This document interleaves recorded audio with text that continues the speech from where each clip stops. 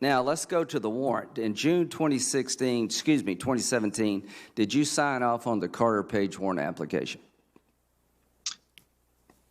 In June of 2016, yes. 17, I'm sorry. 17, I'm sorry, 2017. Okay.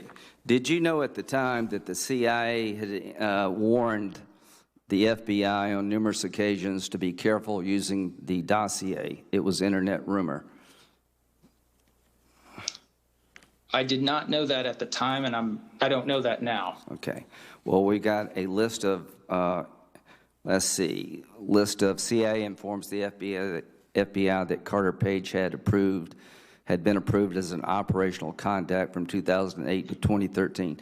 Did you know that the CIA had told the FBI that in August of 2017? No, sir. The reason that's important, that would explain why Mr. Page was actually talking to people he claimed to be talking with.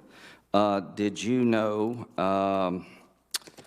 did you have a conversation with Mr. Orr about the reliability of Christopher Steele? I had a conversation in October of 2016 with Mr. Orr about his interactions with Mr. Steele. Did he tell you should be concerned and be careful? I don't remember him saying I should be concerned or be careful, no. In the fall of 2016, this is his testimony to the committee. You put Mr. McCabe on notice. Hey, you need to watch this. You need to verify. I certainly gave him the same caveats, and the caveats were that Steele hated Trump. Yes, your concerns. Yes. What did he say when you told him that you were concerned about you need to be careful, for lack of a better term?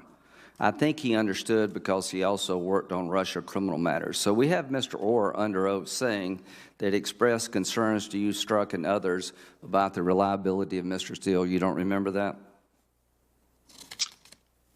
Senator, I don't remember the specifics of our conversation. However, we were engaged in trying to determine and verify the statements in Mr. Steele's reporting at that time. So Okay. we were certainly concerned about those things. Were you aware of the subsource interview in January and March to the FBI? I was aware that an individual who our team thought of as one of the primary subsources had been identified and that they were interviewing. Did they tell you about the substance of those interviews? Not in detail. So you didn't know that in January the subsource tells the FBI he had no idea where some of the language attributed to him came from. His contacts never mentioned some of the information attributed to them. He said he did not know the origins of other information that was supposedly from his contacts. He did not recall other information attributed to him or his contacts.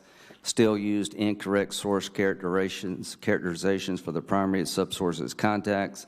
That in March he said he never expected Steele to put his statements in reports or present them as facts. The statements were word of mouth and hearsay conversations had with friends over beers or statements made in jest that should be taken with a grain of salt. Was any of that ever communicated to you? No, sir, not that I can recall. If you knew then what you know now, would you have signed the warrant application in June of 2017 against Carter Page? No, sir. Okay. Finally, who is responsible for ruining Mr. Carter Page's life?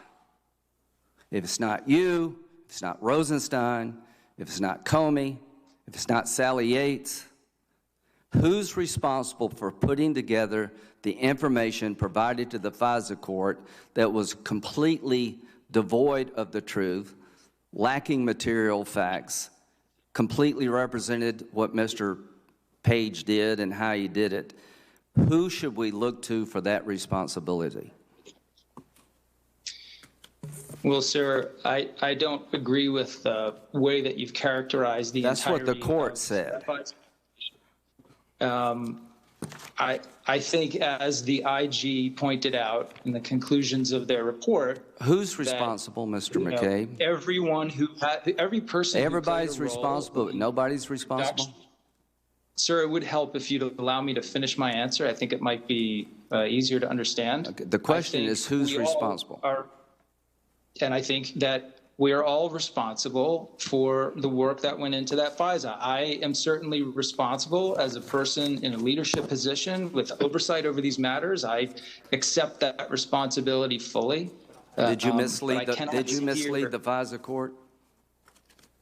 I signed a package that included numerous factual errors or failed to include information that should have been brought to the court. And what should be done? What should be done to you and others?